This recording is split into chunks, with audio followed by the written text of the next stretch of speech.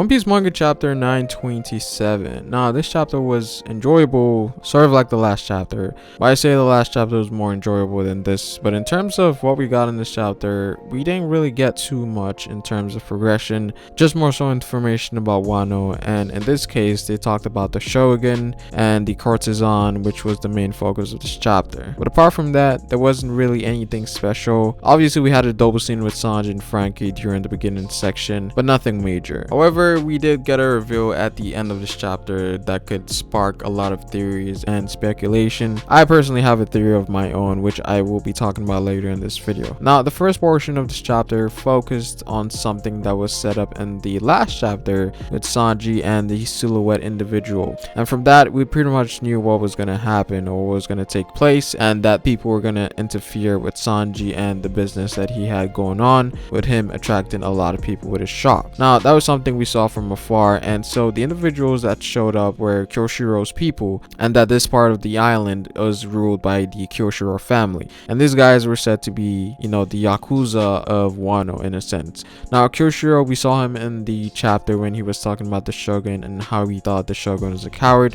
Now, he has to be pretty strong given that he's a closer, or we assume that he's one of the closer subordinates of the Shogun. Now, these guys come up to Sanji and they pretty much broke the iron rule when it comes to Sanji's cooking. Again, flashbacks to Baratie, and this is reminiscent to what Sanji did to Full Body back then. Again, I want to see more Sanji moments like this. And as expected, these guys were fodder. Now, what's kind of interesting here is that later in the chapter, Kyoshiro heard news about his underlings getting defeated. He then tells his men to contact Queen to send some assassins. So there's definitely some trouble coming for Sanji, but again, if these assassins are headliners, then Queen has no choice but to show up himself, because the headliners are trash in comparison to anyone in the Straw Hat crew at this point. I think the majority of us are of the mindset that King and Queen might be a matchup for Sanji and Zoro given things that we know. Or maybe Queen might send one of the Supernovas, and I'm thinking X-Drake or Apu, and that could leeway to other things happening. Maybe Sanji fights one of the Supernovas, plus I would like to know how Sanji would fare in a fight against one of the members of the worst generation. Now, we also got information about the courtesans, which are the idols of Wano country,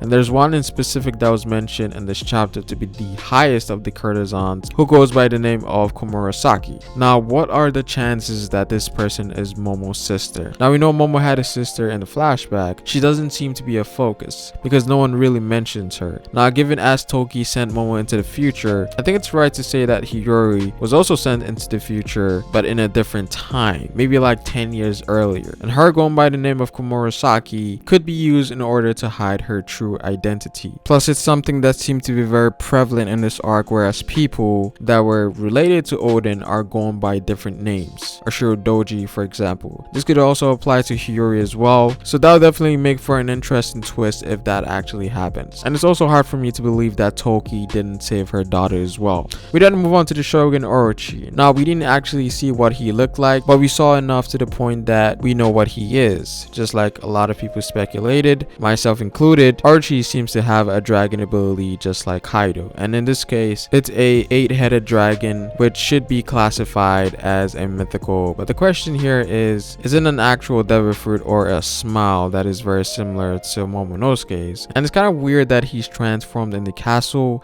Not sure if it's an actual devil fruit or not. I'm kind of leaning towards a smile right now. I feel like the reveal is a bit sketchy. Him having a dragon fruit might not be the case. And for me, it's clear as day that this will be one of Zoro's fights. The dragon just makes it more obvious. And I always go back to the symbolism between the dragon and tiger. And there's the whole thing with Ryuma killing a dragon. That might be a parallel to Zoro defeating the Shogun. But yeah, that is pretty much it for this video. And yes, we are on break for the next 2 weeks, I think. So the next chapter is probably coming out probably towards the ending of December or even New Year's. But yeah, so that sucks. But how do you guys feel about this chapter? Comment down below what you guys think. Like the video if you liked it, and subscribe for more One Piece content on this channel. It is Pharaoh, and I will see you folks later. Peace.